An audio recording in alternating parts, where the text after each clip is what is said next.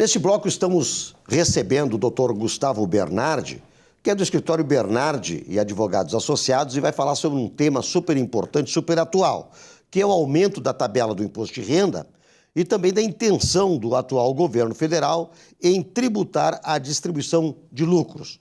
Doutor Gustavo, como vai, senhor? Tudo bem? Tudo bem, Vilmar, tudo bem, tudo tranquilo. Ótimo. Prazer recebê-lo aqui, doutor Gustavo. Prazer é todo meu. Bem, na verdade, eu vou pegar aqui uma notícia e vou fazer uma reflexão sobre o reflexo dela para o mercado imobiliário. Então, o governo federal divulgou aí a correção, chamada correção da tabela do imposto de renda. Eu até fiz uma colinha aqui para passar para o pessoal, mas em resumo é o seguinte: nós vamos ter uma dedução simplificada de R$ 528 para quem faz a declaração simplificada. Isso resume que as rendas até R$ 2.640 por mês vão ser isentas, né?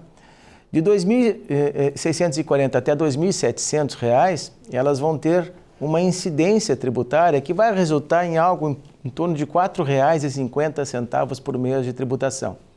Depois de R$ 2.700 até R$ 3.500, nós vamos ter uma incidência tributária de mais ou menos R$ 75,40 de tributação mensal. E depois, de R$ 3.500 até R$ 5.000, a gente vai ter uma incidência tributária de até R$ 354,47. Em resumo, quem ganha até 2 salários mínimos vai ficar isento. Mas o que significa isso para o mercado imobiliário? Significa que se você é pessoa física e tem uma renda de aluguel de até R$ 2.640 por unidade imobiliária, você é isento de tributação. Você não precisa mais recolher aquele imposto de renda retido na fonte que o seu locatário retém e paga para o imposto de renda. Porém, esta redução ela vem atrelada a uma expectativa que o governo federal está divulgando de tributar a distribuição de lucros. O Brasil é um país, aliás, um dos únicos 2 países do mundo que não tributa a distribuição de lucros. E não tributa porque a atividade industrial, a atividade comercial, a atividade de serviço já é bastante tributada. Então o Brasil, lá na Constituição de 88, tomou esta decisão. O Constituinte optou por não tributar a distribuição de lucros. O governo federal vem tentando, iniciou aí a reforma tributária tentando tributar a distribuição de lucros. Então eu quero repetir um assunto que a gente já tratou aqui muitas vezes nesse programa, que é organizar suas receitas oriundas da atividade imobiliária. Não é mais possível que você tenha suas receitas oriundas da atividade imobiliária na sua pessoa física. Você tem que estruturar estruturas jurídicas para isso. A gente chama isso aí de holdings imobiliárias, mas na verdade é um simples CNPJ para uma atividade imobiliária específica, seja a renda, o aluguel de superfície, a compra e venda, mas que você estruture a sua atividade, as suas receitas imobiliárias num CNPJ. Mas não é um simples CNPJ, você tem que ter um planejamento, porque cada vez mais vai ser importante, Vilmar, que a gente jogue as nossas despesas para dentro desse CNPJ. Cada vez mais vai ser importante que a gente organize as nossas receitas em atividades específicas. Nós temos no mercado imobiliário o que a gente chama de regime especial de tributação, que joga essa tributação lá para baixo, né, em determinadas atividades imobiliárias. Então, é muito importante que você, que é um investidor, que é um incorporador, que é alguém que tenha renda oriunda da atividade imobiliária, pense em organizar melhor essas receitas.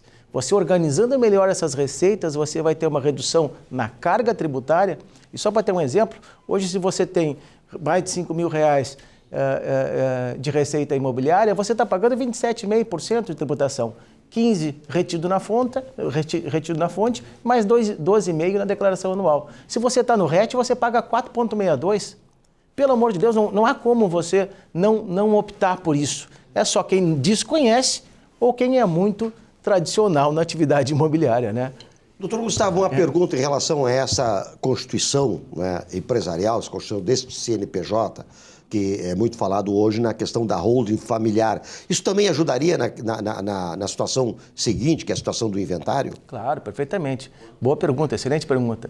A holding familiar, que hoje está muito em moda, nada mais é do que uma estrutura societária em que você organiza o seu patrimônio e prepara a sua sucessão, seja ela qual for, inventário, testamento.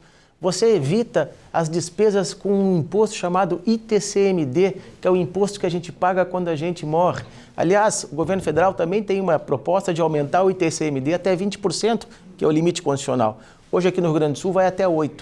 Você imagina, se você considerar, vamos pegar R$1 milhão no inventário, você tem 20% de imposto estadual, você tem 6% das despesas com o tribunal, com a justiça, e você tem mais 20% com o advogado, né? Então nós estamos falando aí de perder metade do seu patrimônio, quando você não precisaria perder nada. E melhor, você organiza a sua associação.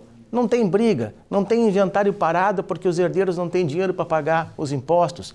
Não há discussões acerca da associação. Então, mais do que regularizar as suas receitas tributárias, a holding, essa estrutura societária para organizar o seu patrimônio, prevê a sua sucessão. E N outras questões podem ser previstas dentro de um acordo de sócios nessa estrutura societária. Muito obrigado, doutor Gustavo Bernardi, pelas suas excelentes esclarecimentos que o senhor coloca aqui para nós, informações trazidas efetivamente no intuito de ajudar o telespectador na sua organização pessoal, familiar e patrimonial. Escritório Bernardi e Advogados Associados, obviamente tem todo o conhecimento, tem toda a expertise para ajudar na constituição dessas empresas, dessas outros familiares, né? Enfim. Alguma coisa mais, doutor Gustavo? Não, a orientação é essa mesmo, né? E só para complementar, né? Hoje, além dos escritórios que constituem essas empresas, há gestores privados que fazem a gestão dessa empresa. Nosso escritório mesmo faz, através de uma empresa chamada Patrimonial, a gestão disso. É muito econômico. A redução das despesas supera qualquer despesa, a redução das despesas tributárias supera qualquer despesa que você tem na gestão dessa estrutura societária. Muito obrigado mais uma vez, doutor Gustavo Bernardi, do escritório Bernardi Advogados Associados. E vamos para o nosso intervalo comercial.